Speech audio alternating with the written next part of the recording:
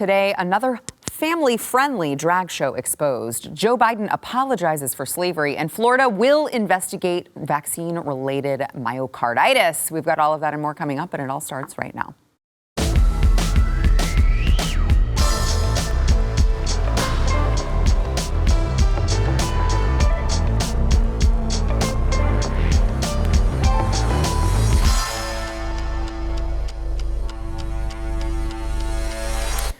Welcome to the news and why it matters. I am Sarah Gonzalez, and I just want to tell you guys, I'm sorry to say, this is the last episode of the news and why it matters until January 2023.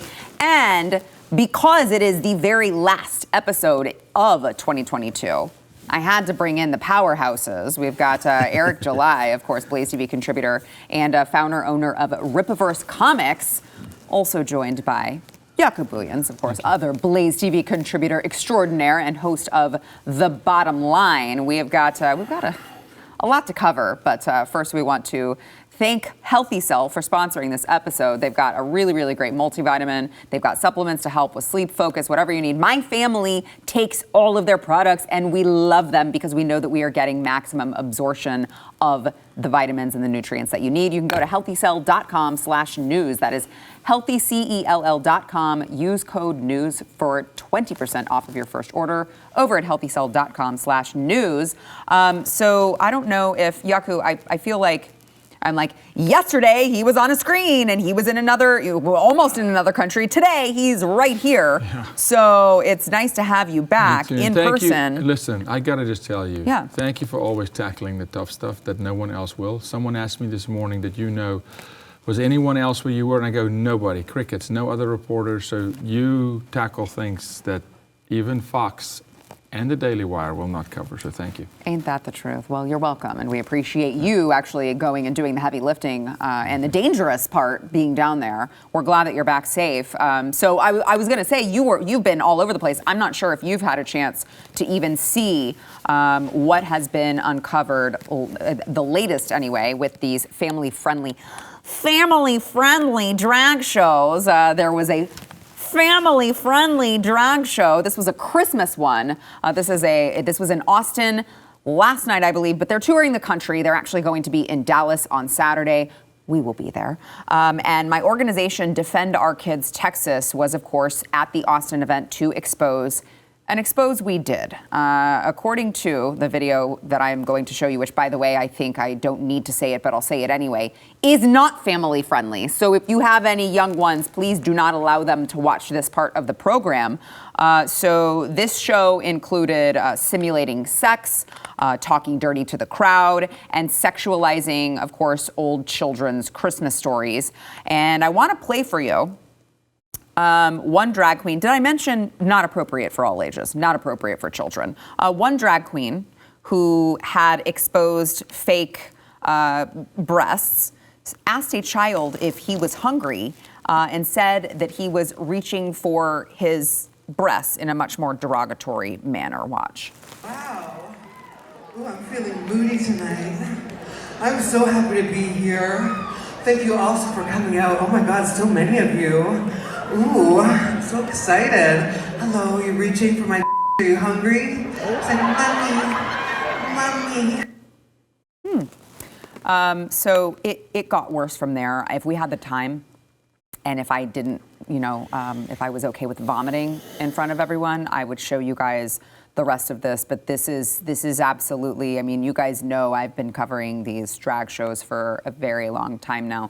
This one was probably the worst. And just in case you guys, I always get the feedback from the left that I'm making up that they're claiming that these are family friendly, even though I post the ticketing website that says all ages are welcome. They say all ages are welcome, but they do include a disclaimer that it's naughty. Okay, well, how about one of the drag queens themselves talking to a young child? Because yes, they did interact with the children at the event on the microphone. How about hear it from the drag queen himself that this is, in fact, a family-friendly event, according to them. Watch. So much I need that. I didn't win anything on my season, so thank you. How are you? What's your name, baby? Major, everyone say hi, Major. This is a child. How old are you, babes? How old are you? How old are you? You're 9? Oh my God. Oh, look at that. Thank you. Whoever's mom is out here. Where's your mom? She should Mom be in over prison. here? Hi, Mom. I saw you at the meet and greet, didn't we? Thank you so much for bringing Major out. That's so sweet of you.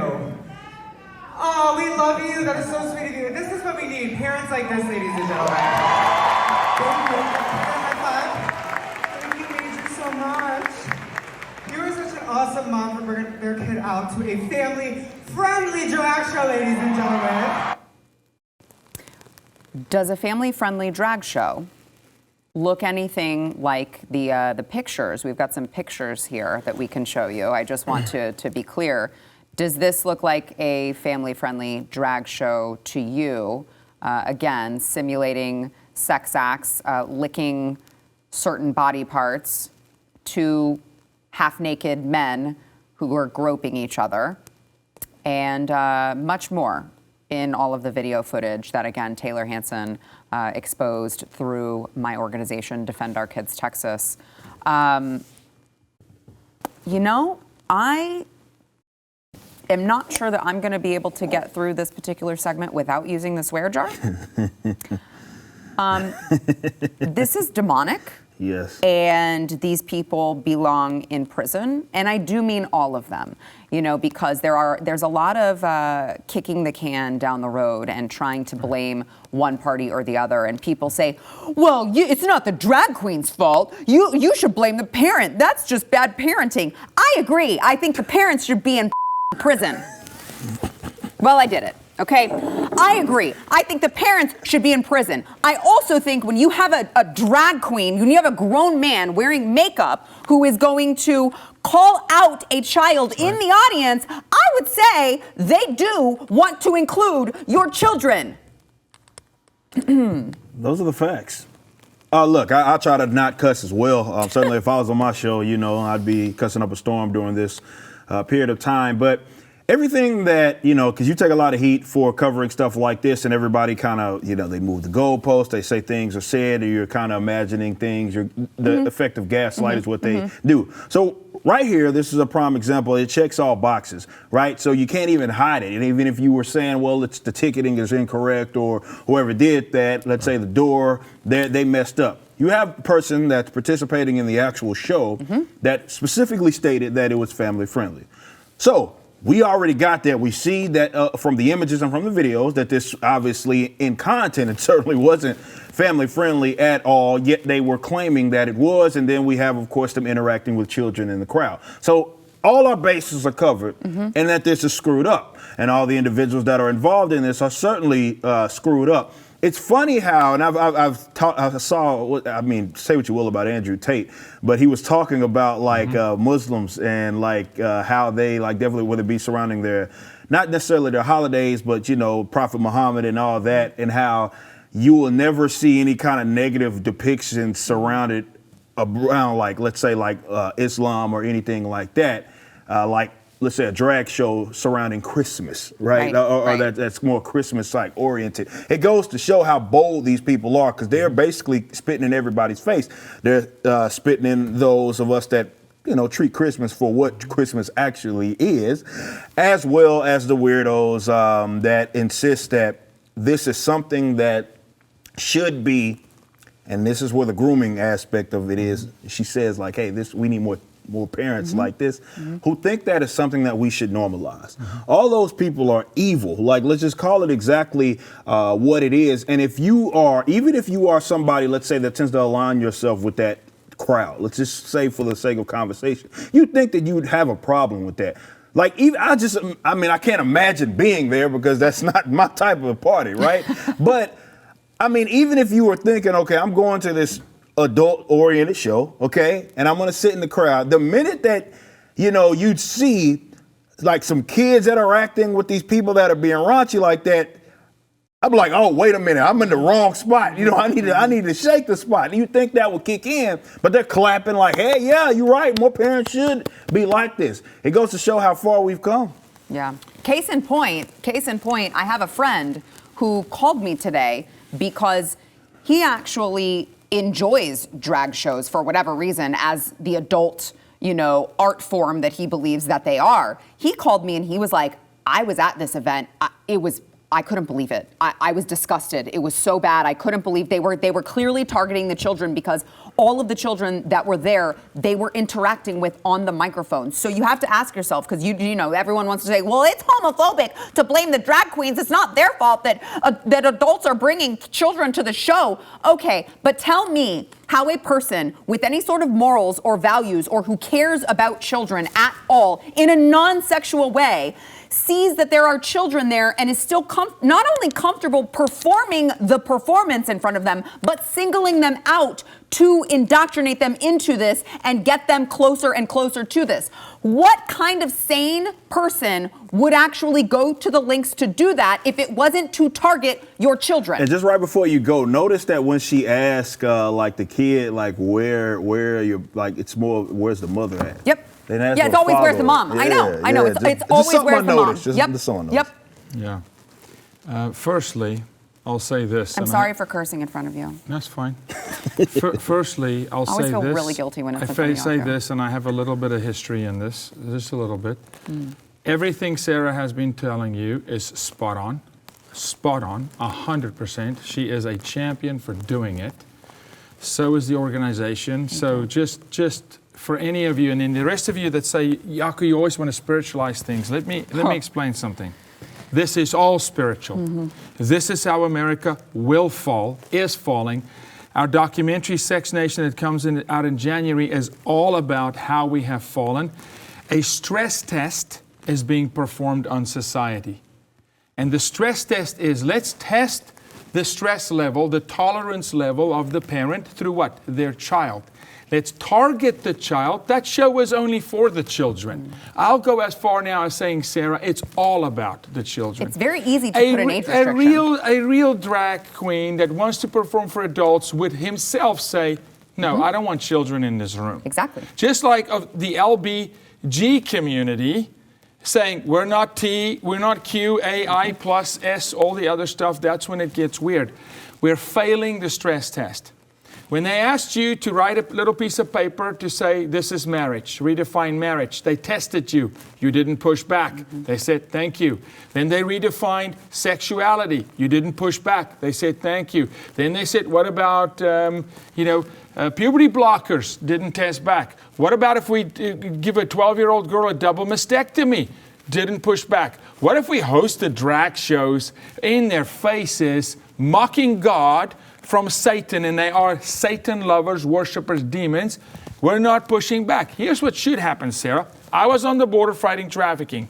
You're fighting drag queen. I want to ask everybody in Austin, where were you?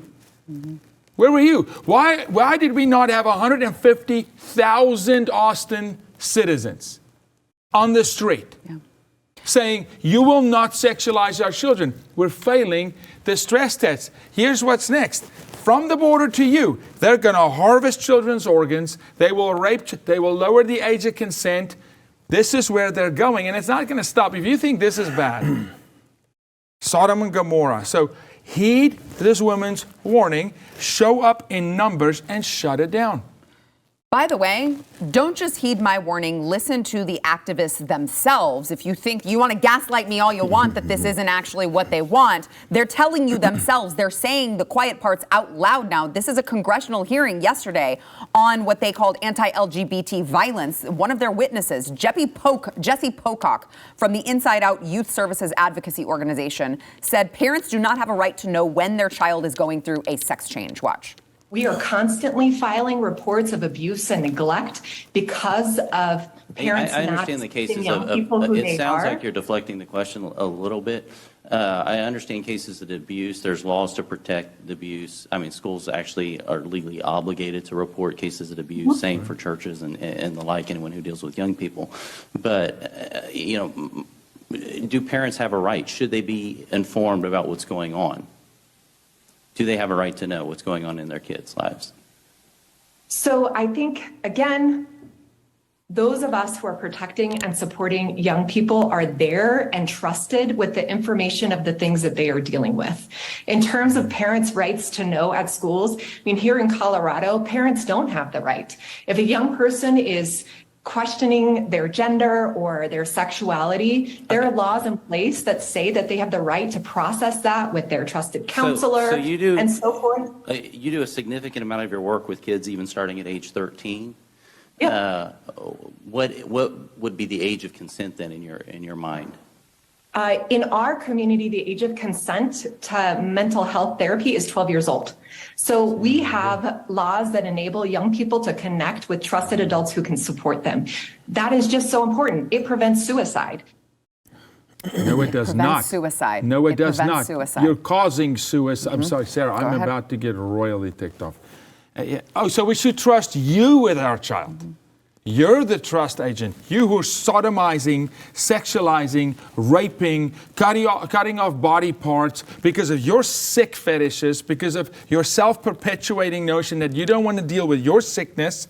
So what does misery do? It gets company. Misery loves company. So they have to sexualize the children to advance their movement. If we get our children to get back to monogamy, to be heterosexual, to build family, to build country, faith, freedom, they will wean into the little oblivion, obscurity that they belong, like rats in the rat holes, in the darkest crevices of the earth, but they can't. So you must go to the children and co-opting the child. Remember, a child's brain is inquisitive. It will look into everything. That's why he's a firefighter one day, a nurse the next day, right? All you need to do is present the option to a child to say, maybe your pee-pee is not what you think it is. And the child will at least consider it for a second, and they go, oh, he made a choice. Yeah. Cut off those breasts, neuter him, give him puberty blockers. That women, as in the old days, like the witches, should be run out of town.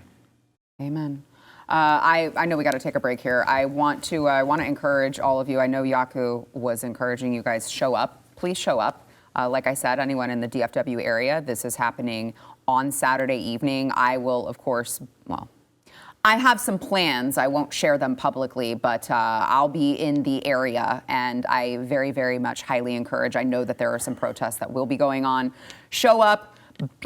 Try to get on the inside if you'd like. Do it. I mean, we need to be standing up in very, very large numbers, and I'll just tell you very quickly, I'm sure the control room is very mad at me because we got to go, but the Austin event that we just played, there was one guy who showed up and prayed and left. See? That was it. See, we're failing the stress test. That was it. Please join us in the fight.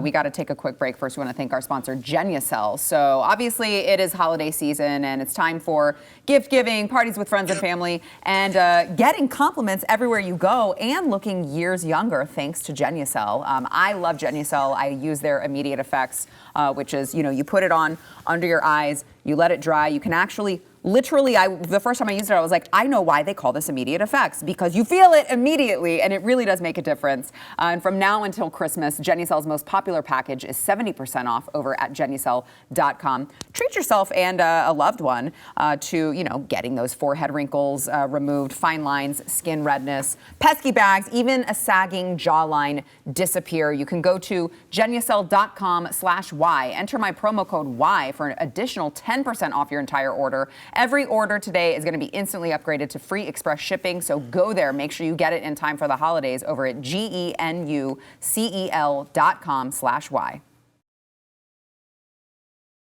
A few days ago, Ron DeSantis announced that Florida will be holding a grand jury over the COVID vaccines. During a recent COVID-19 roundtable called Public Health Integrity Committee, Florida's Surgeon General, who has just really been doing amazing work, this is Dr. Joseph Ladapo, explaining that Florida will not be granting amnesty to those who peddled and were wrong about various COVID symptoms and protocols. Watch.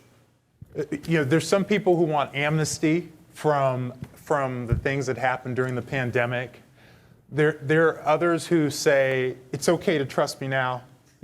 With things that we weren't straight with you, right? It was no mask, then cloth mask, then surgical mask, then I don't even know where we are yet right now in terms of what this Dr. Walensky and the CDC and Dr. Fauci are recommending.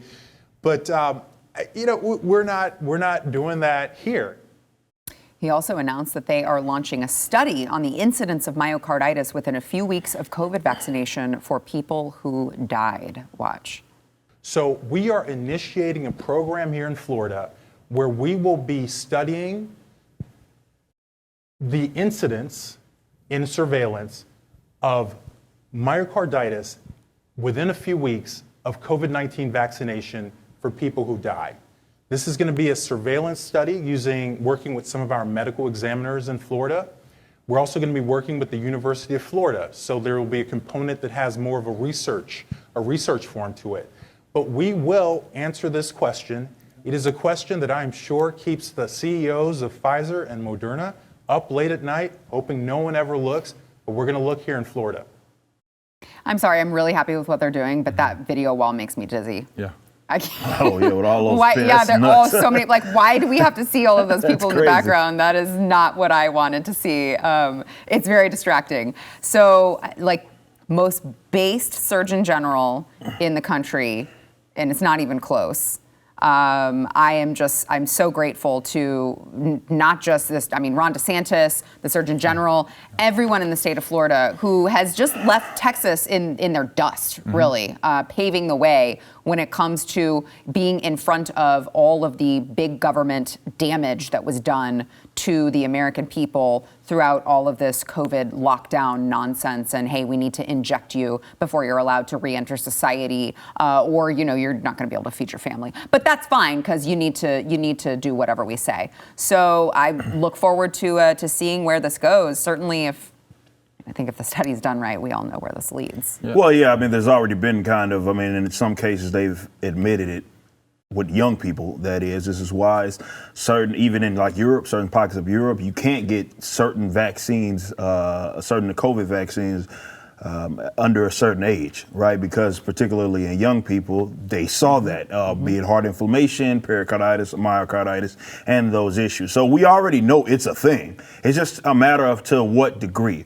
And then when you start asking a question of, okay, now that we've uncovered the information, which seems to people more or less don't want to look into it because maybe they're afraid of what they are going to find. But as more people look into it, we see what the actual data is, and then we need to start backtracking and like, okay, so now that we have this data, we know that these people have been impacted, these numbers of people have been impacted, there's something that we can say that there's some sort of a direct correlation here. Then we start following that paper trail. And I want to see where it leads. Now, of course, because this is kind of held by the state of Florida, I don't know exactly who all is going to be incriminated. We already know with like the Pfizers and the Modernas of the world, the immunity was a big part of why they were able to get the emergency authorization. They also lied about that, by the way, in terms of what they looked at. Transmission was not something that they were. You can actually say this on YouTube, by the way. Now you can now say that. But yeah, that wasn't even something that they looked into. So that means, objectively speaking, now my opinion, not gaslighting, this means that they lied. Okay, it was based on, or rather, it was based on a lie to get the emergency authorization for them to speed this up and pump out these vaccinations. That's not my opinion. That is a sheer fact. So this is why, be it with Fauci, be it with Walensky, be it with Donald Trump, I will be the one to say that as well. I think people need to go down for this. This is one of the biggest con games, one of the biggest and most dangerous ones that we've seen in recent modern history. People need to fall, heads need to roll with this, because a lot of young people in particular have had their lives ruined, in some cases taken, because they have been pushed into or coerced or extorted to get something that they did not need. And it was on the backbones, or rather on the words of these doctors, the federal government doctors and these supposed experts, epidemiologists that work for the state that peddled this nonsense. Immunity is not on the table, and it's not good enough for them to just be like, whoops, my bad. No, y'all need to be in prison. You need to be in prison. Eric, the amount of people they have killed, there has to be a count. My own brother, my blood brother, spent 11 days in intensive care with myocarditis. This is a guy with 3% body fat. They diagnosed it as athlete's heart syndrome. Go look into how many professional athletes are dying. Definitely footballers around the world. Soccer players, right? and they diagnose it as athlete's heart syndrome where the heart rate drops below 30 beats a minute, okay? It's myocarditis. All of them have had the vax. My brother included, was forced to take the vax because he was in the hospital for a kidney thing and the doctor said, I don't help you unless you take the vax, right? They've lied, but they've not only lied, they lied knowing the truth. Not just lied out of ignorance or like, we'll make it up. They knew that remdesivir shuts down the kidneys. Yet they made it the protocol in the hospitals. They know what it does to kidneys. They know what this thing does to the heart, especially in the youth. And they're dying. Don't you? Every day you see another celebrity dying prematurely. I saw the other day, like some someone else dying 25-year-old prematurely. athlete, of course. and it's like sudden death syndrome. Like, High wait a minute, schoolers, man. 18-year-old boys dying from some sudden death syndrome. Wasn't a thing, man, until you gave them the jab. Fauci, and I'm with you. I'm with you, brother. There's a former administration that I support in many things, but they were sold that this is your ticket to your next election.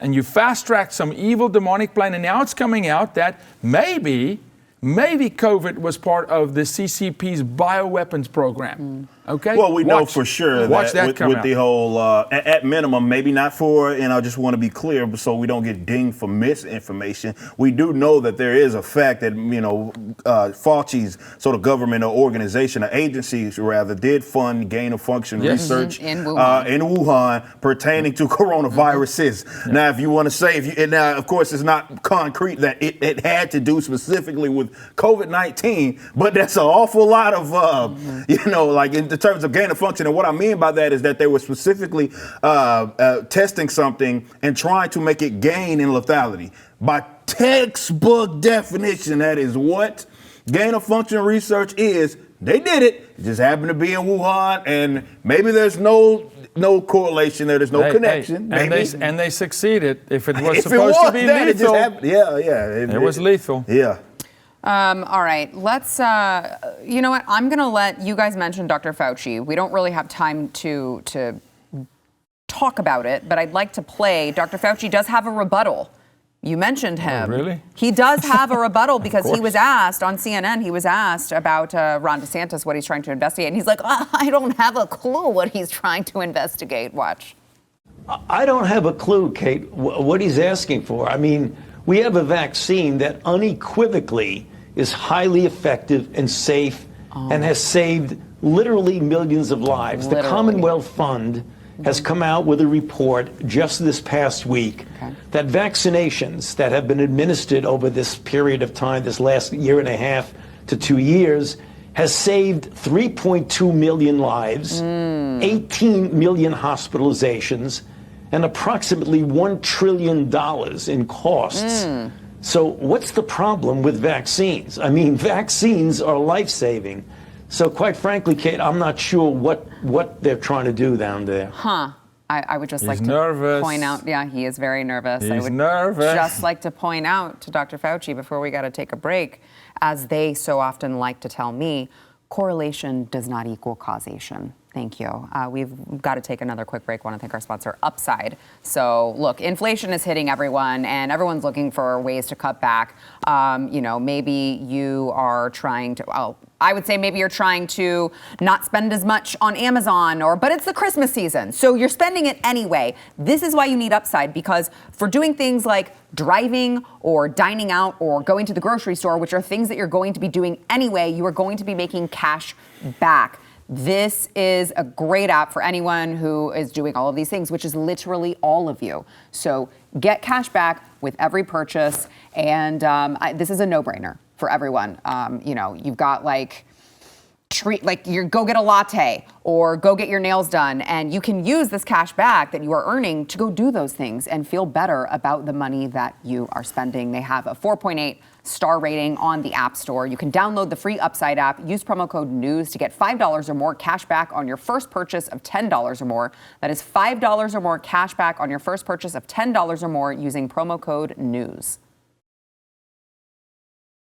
Last night, the Senate unanimously passed the No TikTok on Government Devices Act, which, as it turns out, is probably the only act that they appropriately titled, because it actually does exactly what it says it's going to do, unlike all of the other, propaganda that they put forth, like the inflation reduction, right?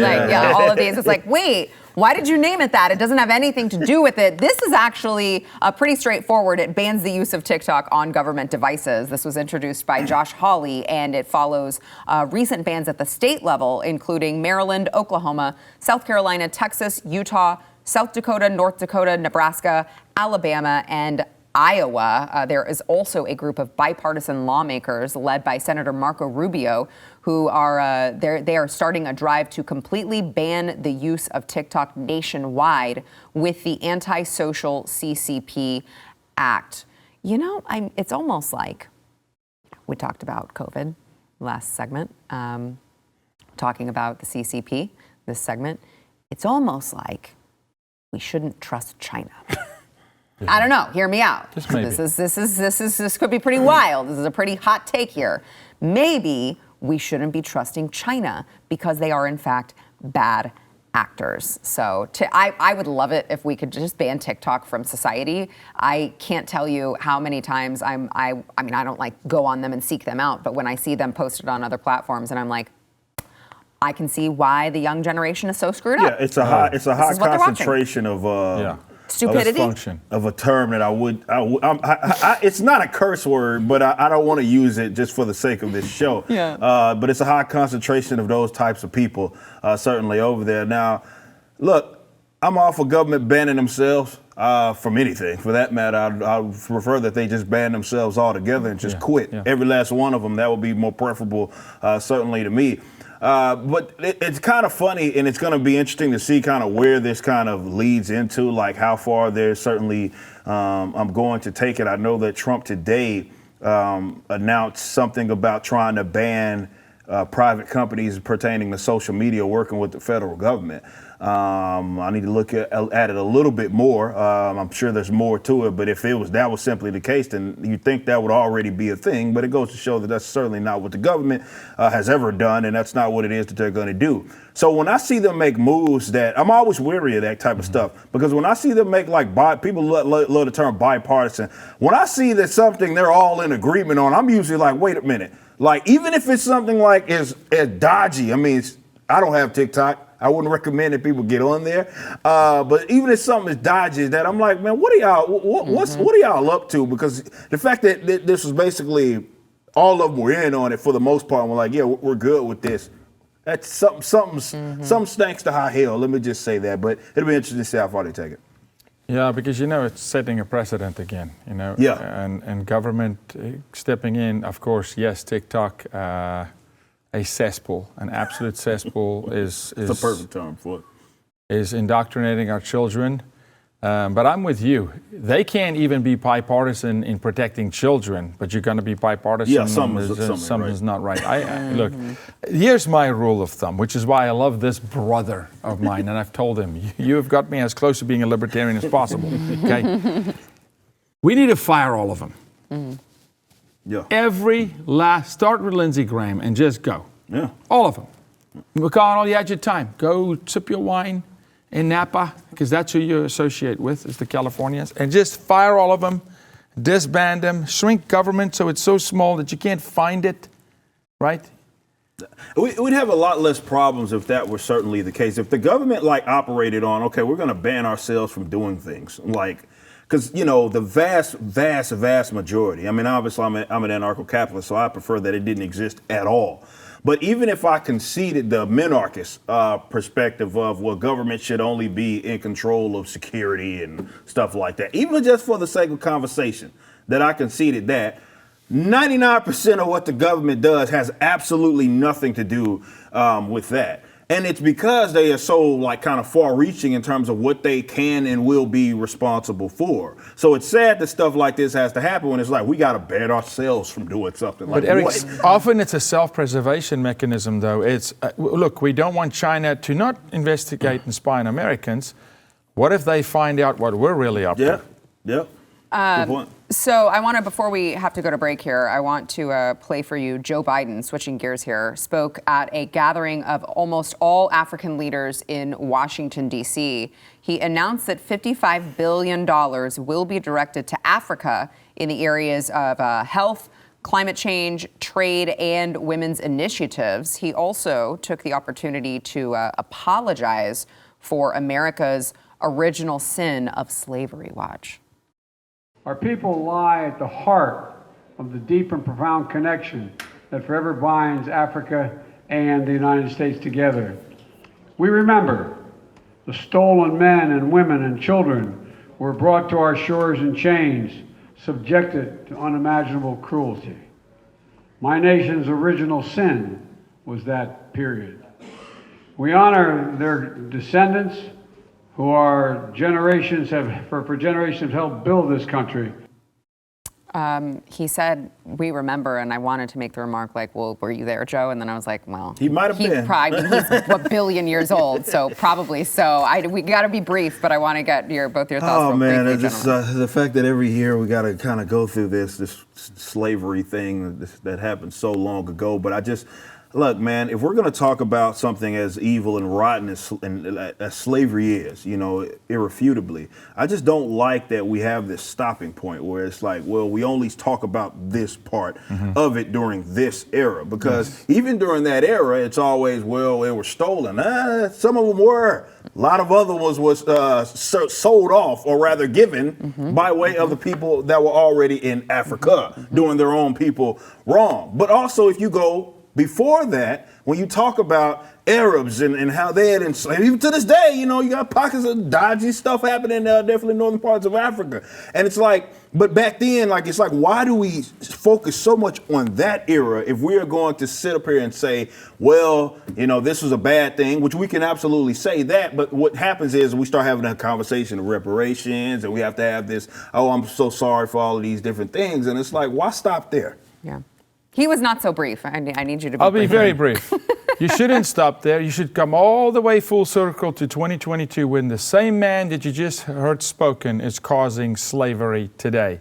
Different kind of a slavery. Sex slaves, trade slaves, debt bondage on the border. He's creating a homeless class like we've never seen. So maybe look in the mirror, Uncle Joe. All right, we got to take a break. We'll be back.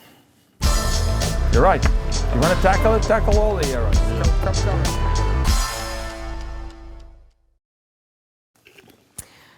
So Elon Musk, he banned the Twitter account yesterday of Jack Sweeney. There's a lot going on right now. I'm like, I lost where I was on my computer. Eric's like spitting a drink out or something. I don't know what's going on. It's the last show of the year. I'm here to keep the pace. I'm just here, man. Just here. This is the Twitter account of Jack Sweeney, a sophomore at the University of Central Florida. Due to security concerns, he had created the account Elon Jet, which tracked Musk's private jet using, of course, publicly available flight data. He originally said that he would not ban the account, tweeting back in November, "My commitment to free speech extends even to not banning the account following my plane, even though that is a direct personal safety risk." And the account did get banned, along with Sweeney's personal account and dozens of other accounts he operates. I barely have time for one Twitter account. I don't understand how all these people operate. What are you guys doing all day? Apparently not working, which doesn't surprise me. So Elon then unbanned him for a short period of time before rebanning the account later in the afternoon. He also banned the ability of Twitter users to post links to Sweeney's Instagram and Facebook accounts. And then Twitter changed its policy surrounding posting private information, tweeting, "When someone shares an individual's live location on Twitter, there's an increased risk of physical harm. Moving forward, we'll remove tweets that share this information, and accounts dedicated to sharing someone else's live location will be suspended." He explained that this new policy is because there was an incident involving a stalker and his son, writing, "Last night, a car carrying little X in LA was followed by a crazy stalker thinking it was me, who later blocked the car from moving and climbed onto the hood. Legal action is being taken against Sweeney and organizations who supported harm to my family." I would love to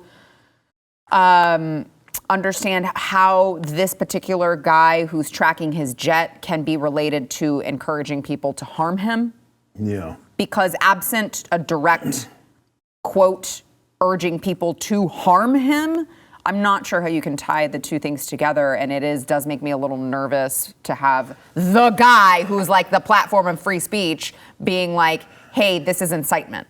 if it's not in fact incitement. I would love to see it, but I can't because now the guy's banned. Well, yeah, I mean, that's, look, I've said this about Elon before. It's like he's not, I don't know if he's ever specifically considered himself a free speech absolutist or whatever term that you guys want to use. I don't think he is. But no, he's not. No, Yeah. well, that's the point. Like, he's certainly not. He's not. I mean, we've seen even in the last months that, he's willing to kind of bend and break on certain issues, we have with the Alex Jones situation. So, there are certain things that he certainly will not allow, which is why, again, I kept telling people, like, the term free speech in this context is a stupid term to use because it's meaningless. It doesn't mean what other people think it means. Then you ask 3 people, they're going to give you 3 different definitions. I do certainly understand. I think this is what happened is he realized he can be touched. I mean, when you're sitting at the kind of high and mighty, you like, well, they can't get me. And then this is probably as close as someone's got. Not to say that person would have just like really got into him, but you see that, well, he could have got into him, and then maybe he's looking at it like, well, these folks can actually touch me. I don't know how I feel about maybe folks just following me around like that. Okay, so I'm going to have a rule. Obviously, it's because it impacted him or rather affected him. That's going to happen around the entire deal that's going to say, well, you can't just be telling people where their live location is. So whatever. I think what you're seeing here right now is you're seeing Elon making decisions for Twitter and for America based on his own experience in the moment. Yeah. And that historically in any industry, even as a parent, normally proves to be dangerous. It proves to cause drama and a lot of cleanup on aisle 7, if you know what I mean. So, I mean, it's not really how you want to run a major corporation. Yeah. And I said, when he got into this, he doesn't really know what he's getting into. And I'm not limiting the man's intelligence. He's super intelligent, but this thing has tentacles because everything you do sets precedent. And the ultimate just free speech is, I am with you, a ridiculous notion. I mean, to think that you could just say whatever you want, whenever you want. So this is a little dangerous. Yeah. All right, we got to take a break. We'll be back.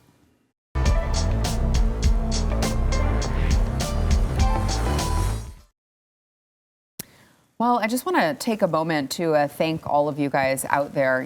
It's funny whenever I meet you guys at, Blaze events, you tell me it feels like your family. And I agree. It really does. It feels like you guys are family. And I feel like we've experienced a lot throughout this year. I feel like you guys are my family and we've experienced and gone through together a lot. And I wish that I could sit here and say I expect it to get much better in 2023. I think that in the end we win, but we're not done fighting. The battle has not yet been won. The war has not yet been won, and there is still a lot of work to do. So we hope that you will continue to do that work with us and continue to tune in the new year and just have a wonderful, safe, blessed Merry Christmas. Remember the reason for the season. I'm really bad about that. I get all stressed out making sure people's gifts are, and I'm like, I shouldn't feel like this at Christmas. Christmas, just remember, it's not about the gift giving. It is about, of course, the birth of baby Jesus and, just soak in all the moments with your family. And we've got a lot of fun things coming up in the new year for this show. So we hope that you will continue to tune in. Look, I've been told we may even get new music eventually. But I will be back. This show will be back on January 4th. It will not be the Monday. It will be the Wednesday of the new year. I will be in Florida at the beginning of that week, and then we will be back. So we hope that you will tune in, stay safe, stay warm. Even in Texas, that's been hard to do today. So it's cold. It's really cold. And gentlemen, I can't Merry thank Christmas. you guys enough for being part of the family Thank here you. at the News and Why It Matters. Love you. Yes, love you guys. And, eat some cake, eat some pie, turkey, whatever. I don't know, whatever people do at Christmas. I don't eat, so I don't know. But you guys enjoy. We'll see you in the new year.